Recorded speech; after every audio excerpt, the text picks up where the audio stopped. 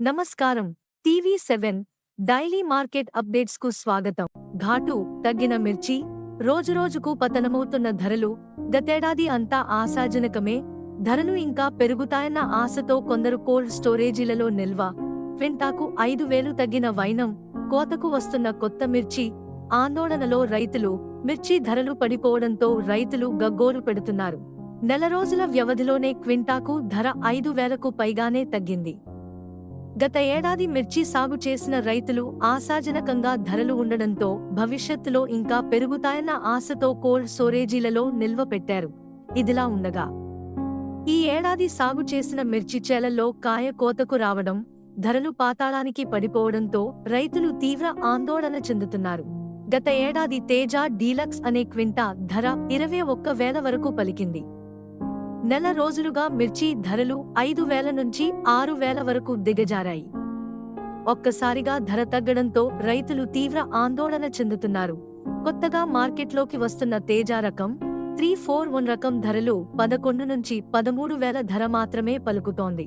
63 బాడిగ రకాలు 10,000 నుంచి 12,000, సీడ్ రకాలు 8,000 నుంచి 10,000 వరకు ధరలు పలుకుతున్నాయి. ధరలు పూర్తిగా దిగజారడంతో గతంలో స్టోరేజ్లో సరుకు నిల్వ చేసిన రైతులతో పాటు ఈ ఏడాది మిర్చి సాగు చేస్తున్న రైతుల పరిస్థితి అగమ్యగోచరంగా మారింది. అప్పులు తెచ్చి ఆరుగాలం శ్రమించి మిర్చి సాగు చేసిన రైతులు రోజురోజుకు పతనమవుతున్న ధరలను చూసి ఆందోళన చెందుతున్నారు. పంటపై తెచ్చిన అప్పులు తీర్చే పరిస్థితి లేదని వాపోతున్నారు.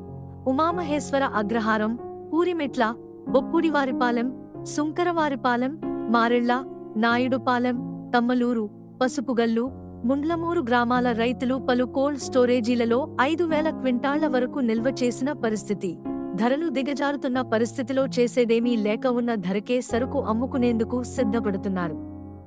నిల్వ పెట్టిన రైతుల పరిస్థితి ఈ విధంగా ఉంటే ఈ ఏడాది సాగు చేసిన రైతుల పరిస్థితి మరీ దుర్భరంగా తయారైంది. భారీగా నష్టపోయాం. బొప్పుడివారిపాలెం గ్రామ మిర్చి రైతు తేలప్రోలు ఆంజనేయులు మాట్లాడుతూ, గత ఏడాది 2.5 ఎకరాలలో సాగు చేసి పండించిన 50 క్వింటాళ్ల ఎండుమిర్చిని గుంటూరులోని ఓ కోల్డ్ స్టోరేజీలో నిల్వ చేశా. పంట చేతికందిన సమయంలో క్వింటా 21 రూపాయలు వేలకు అడిగారు. ఇంకా ధర పెరుగుతుందన్న ఆశతో నిల్వ ఉంచా. అసలుకే మోసం వచ్చిందని వాపోయాడు. ఇలాంటి మరిన్ని అప్డేట్స్ కోసం వాచ్ చేస్తూనే ఉండండి టీవీ7.